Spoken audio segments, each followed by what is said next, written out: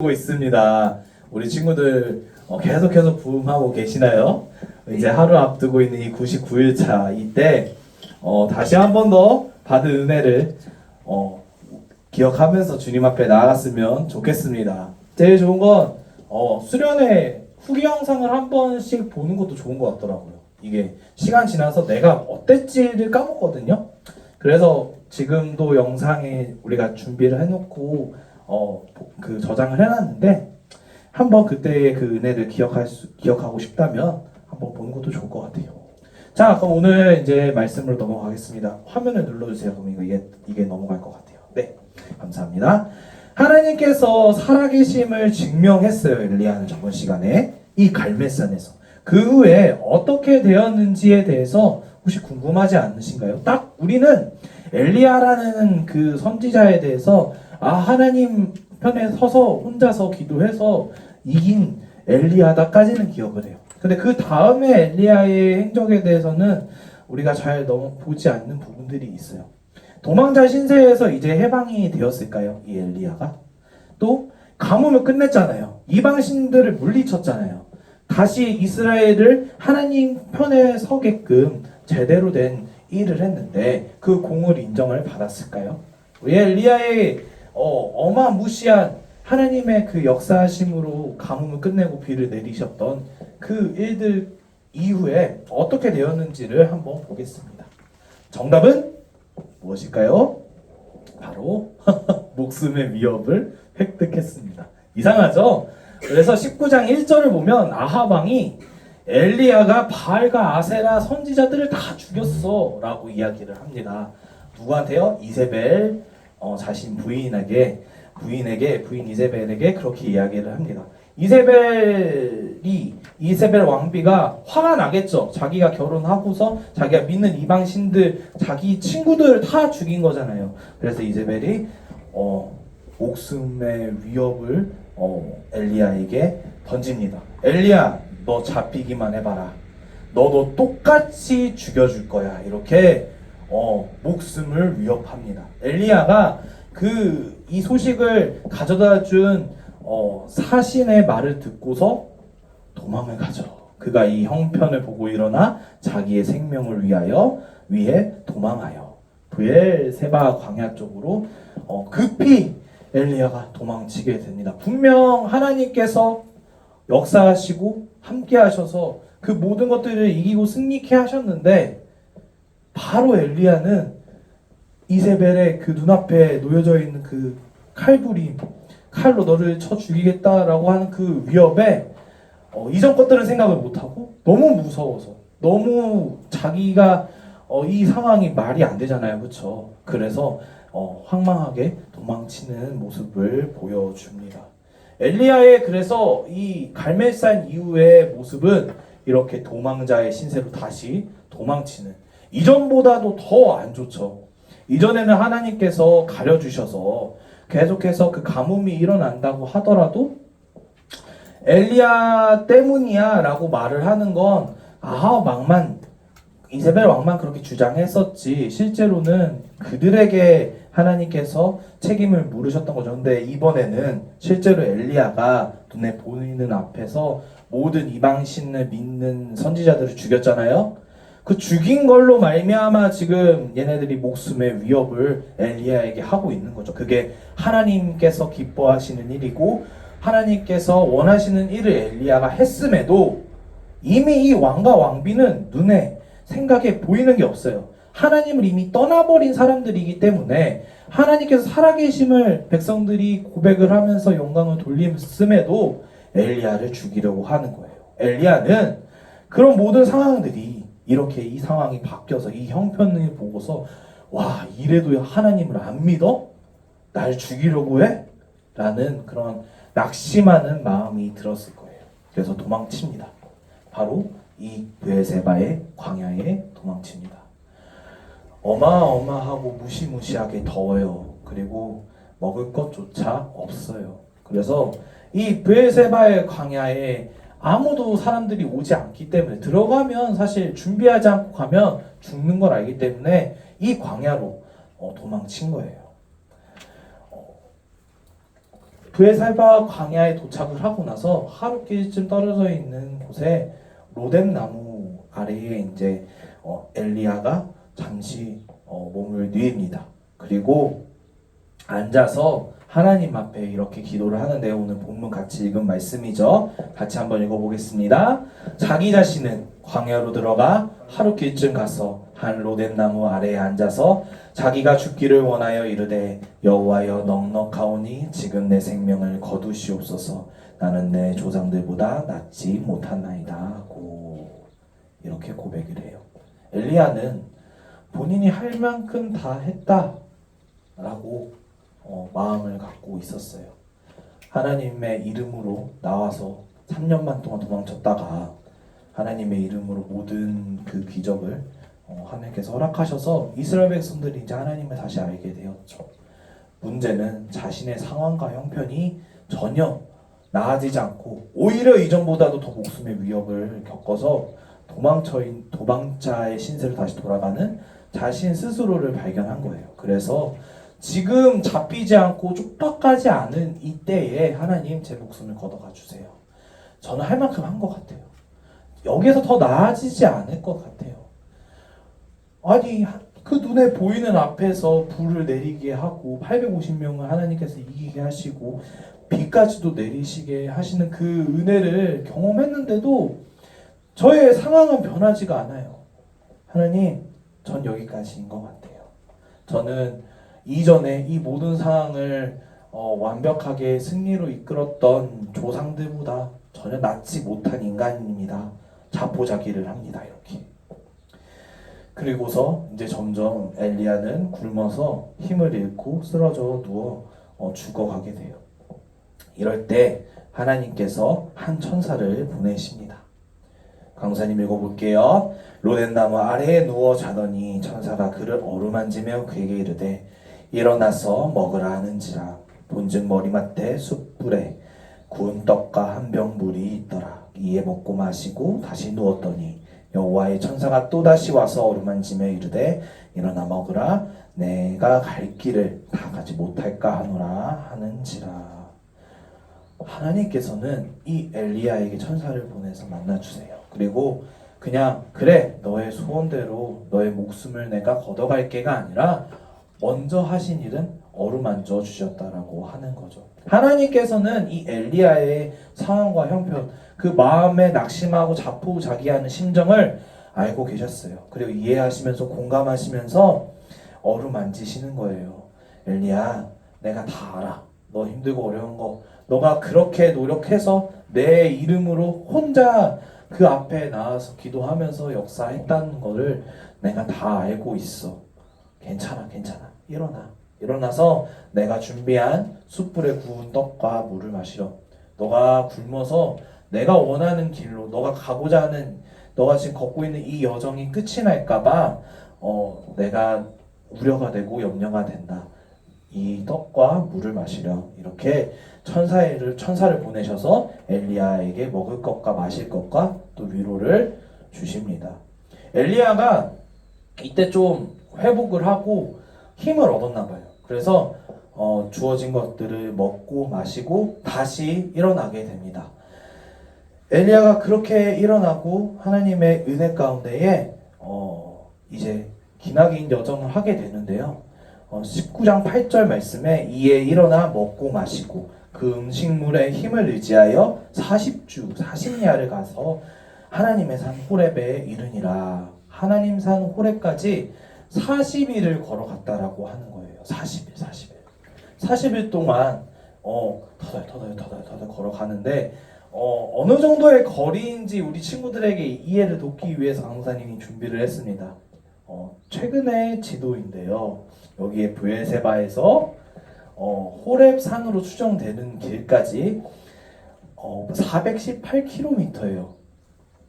요즘 도로가 잘 닦여 있고 걸어갈 수 있는 그 경로를 해서 봤을 때는 418km. 이게 정확한지는 모르겠는데 지금도 400km 넘게 서울에서 부산까지 걸어가는 길인데 그때는 더 했겠죠. 길이 더 잘 닦여지지 않았을 테니까 40일을 꼬박꼬박 걸어가는 거예요. 이렇게. 엘리야의 그 걸음과 여정의 끝에는 호렙산, 하나님의 산 호렙이라는 지명이죠. 오늘 말씀의 제목처럼 이 호렙산을 간단하게 강사님이 우리 친구들한테 설명하면, 다른 이름으로는 우리 많이 들었던 친구도 있을 거예요. 신의 산이라고 불리던 곳이에요. 하나님의 산인 호렙. 그러니까 호렙 땅에 있는 산에 갔다라고 해요. 그 산의 이름은 다른 말로 우리가 신의 산이라고 많이 알고 있는 산입니다. 이 산은 하나님과의 만남의 장소죠. 모세가 이 호렙산에 가서 십계명을 받았어요, 여러분. 이 산의 이름이 바로 호렙산이에요. 그래서 이 호렙산을 하나님께서 회복시켜 주시고 다시 한 번 더 너를 향한 계획을 알려주시는 그러한 산으로서 우리는 받아들이고 알고 있어요. 왜냐하면 하나님께서 너희가 나를 온전히 믿고 하나님의 백성으로 살게끔 어떻게 살아야 되는지 계획을 알려줄게, 목적을 알려줄게 하면서 전해주셨던 게 바로 십계명이었거든요. 엘리야도 똑같은 이 산에 가게 된 거예요. 그래서 이 호렙산 동굴에 몸에 뉘어 있는 이 엘리야, 그 엘리야에게 드디어 하나님께서 음성으로 찾아오십니다. 엘리야야, 너가 어찌하여 지금 여기에 있느냐? 이렇게 물어보세요. 다 알고 계시지만, 자, 그래 엘리야, 너가 여기 왔으니까 한번 이야기해봐. 너 어떤 심정으로, 어떤 마음으로 나에게 무슨 말을 하고 싶니? 라고 하나님께서 물어보시는 거예요. 엘리야가 이렇게 이야기를 하죠. 오직 나만 남았거늘 그들이 내 생명을 찾아 빼앗으려 하나이다.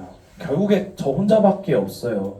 기도하면서 물리쳤을 때도 저 혼자였고요.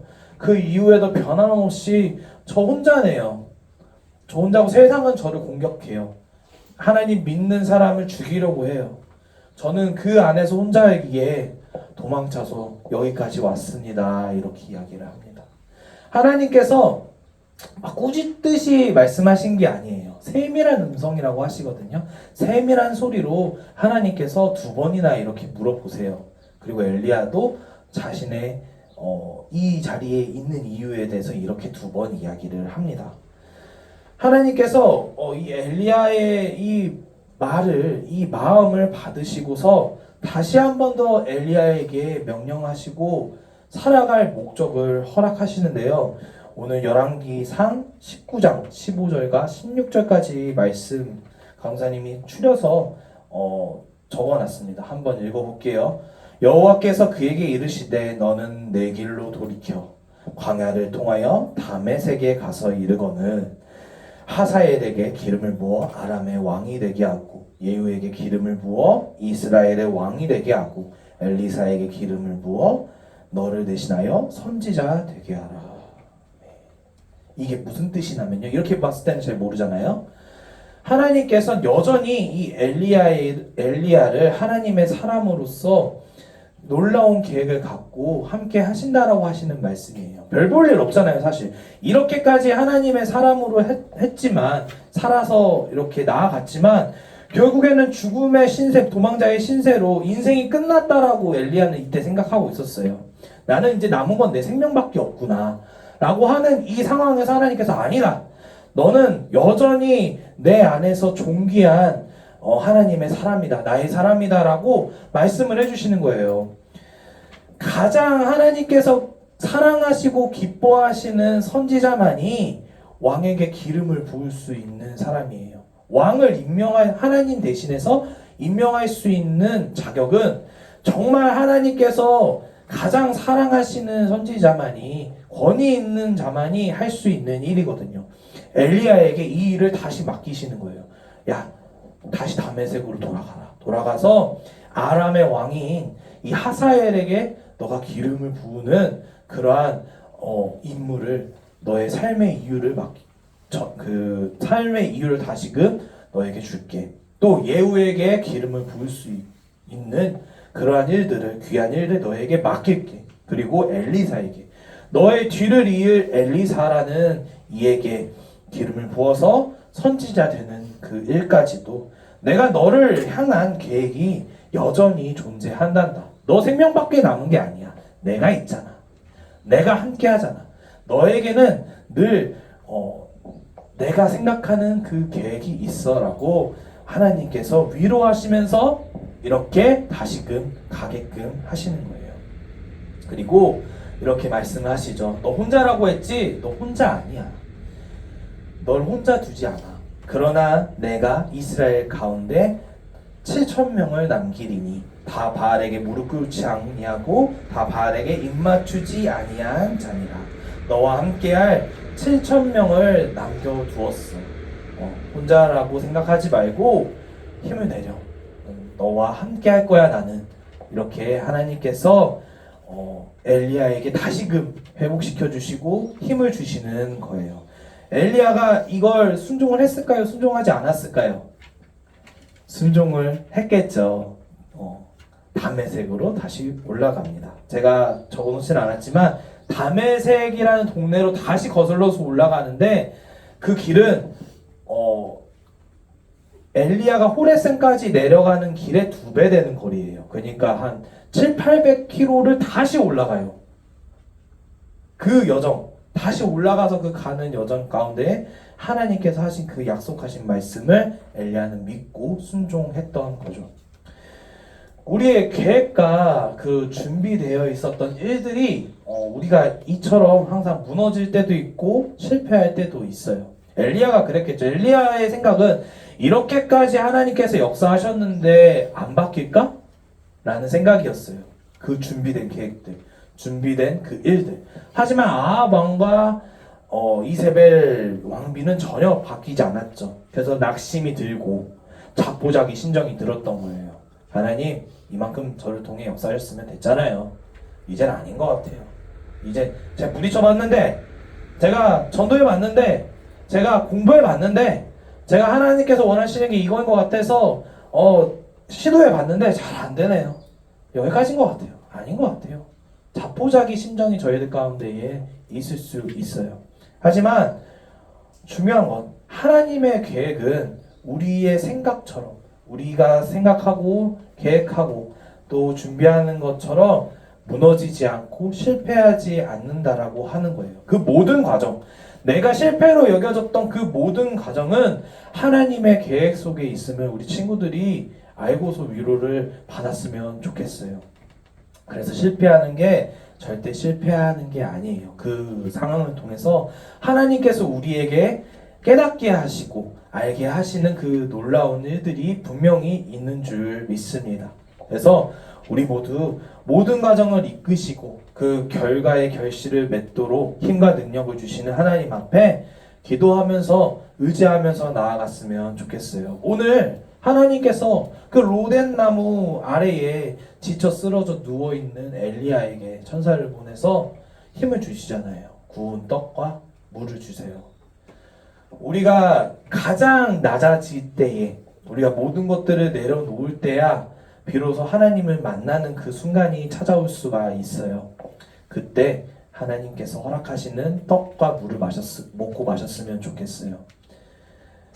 이전보다도 이 엘리야는 이후에 더 큰 일들을 하나님 편에 하면서 위대한 선지자로서 남게 되었어요. 이 이후에 하나님께서 말씀하신 대로 다 지켜 행했고 엘리야는 엘리사라는 자신의 후임의 제자 선지자를 세우면서 그 엘리사라는 선지자는 이 엘리야보다 갑절의 복을 얻고 은혜를 받는 선지자로 자라요. 스승으로서도 위대해졌고요. 또 엘리야는 구약 성경 때 딱 한 번 있거든요. 몸이 육신이 죽어서 하나님 곁으로 간 것이 아니라 에녹처럼 하나님께서 하늘에서 내려주신 불병거를 타고 하늘로 올라가는 그러한 하나님께서 허락하신 은혜를 받고 마지막을 보내는 그런 위대한 선지자가 되었어요. 우리도 마찬가지예요. 우리에게도 항상 어려울 때에 회복이 있음을 믿었으면 좋겠어요. 하나님께 기도하면 힘들고 우리가 지칠 때마다 99일 우리가 부흥의 때라고 부흥의 시작이라고 우리가 99일을 살았지만 100일째 때 넘어질 수 있어요. 이미 넘어졌을 수도 있어요. 그럴 때마다 주님께서 우리에게 새 힘과 능력을 허락해 주심을 믿고 기도하셨으면 좋겠어요. 오늘 엘리야처럼 기도해도 돼요. 전 여기까지인가 봐요. 힘들어요. 저희 이제 멈추고 싶어요. 그 말씀 그 이야기들 그 친구들의 우리들의 그 마음을 하나님께서는 이해하시고 다시금 새 힘을 주십니다. 그래서 우리 이 회복을 위해서 이 시간에 짧게 기도했으면 좋겠어요. 우리가 지칠 때마다 기도하겠습니다. 또 두 번째로는 날 향한 계획을 항상 기대했으면 좋겠어요. 강우사님이 이 자리에서 우리 친구들과 함께 할 거라는 건 10년 전에 상상도 못했어요. 10년 전에 날 향한 계획이라는 찬양을 불렀는데 별로 그렇게 그 계획이 여기까지 앞으로 찾아올지 생각도 못했고 예상도 못했죠. 하나님께 영광을 돌리는 삶을 드리기 위해서 우리는 그래요.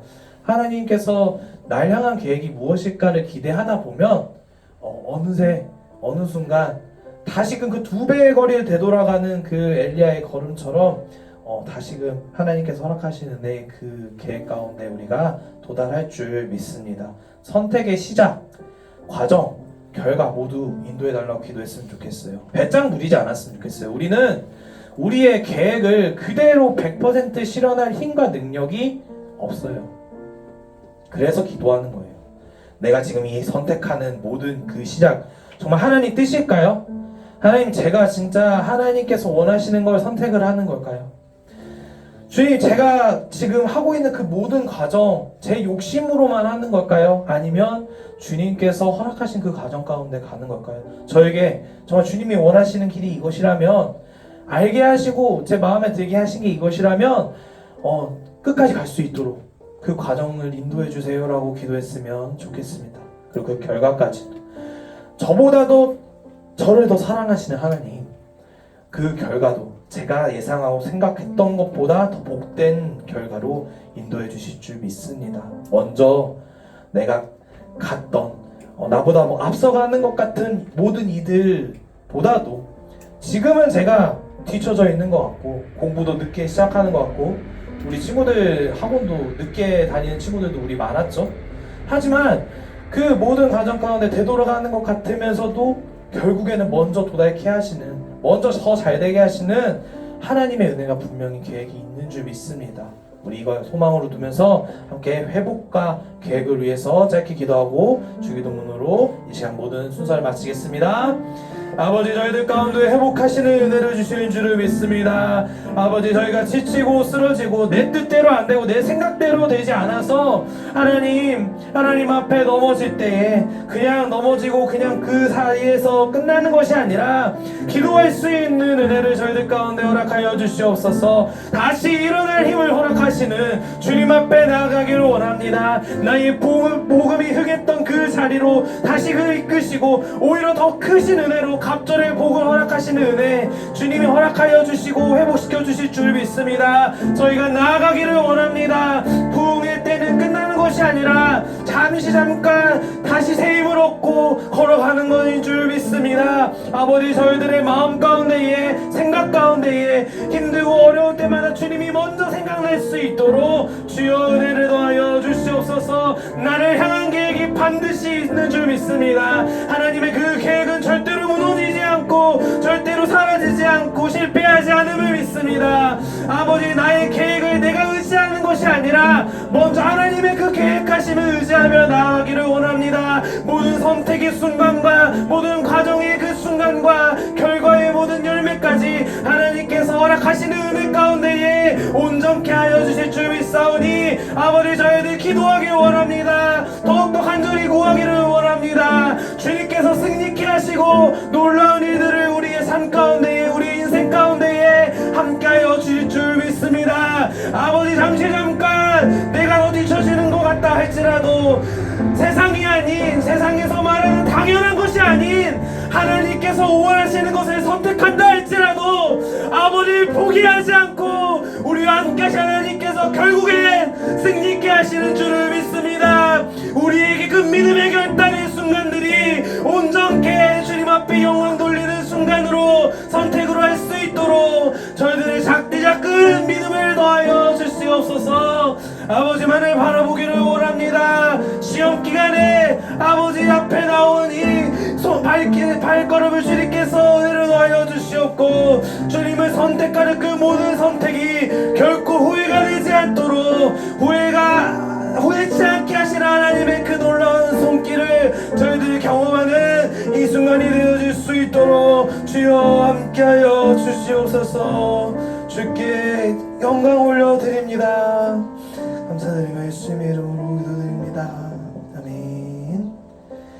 하늘에 계신 우리 아버지, 아버지의 이름을 거룩하게 하시며 아버지의 나라가 오게 하시며 아버지의 뜻이 하늘에서와 같이 땅에서도 이루어지게 하소서. 오늘 우리에게 일용할 양식을 주시고 우리가 우리에게 잘못한 사람을 용서하여 준 것 같이 우리 죄를 용서하여 주시고 우리를 시험에 빠지지 않게 하시고 악에서 구하소서. 나라와 권능과 영광이 영원히 아버지의 것입니다. 아멘. 우리 문서 모임 진행하도록 하겠습니다.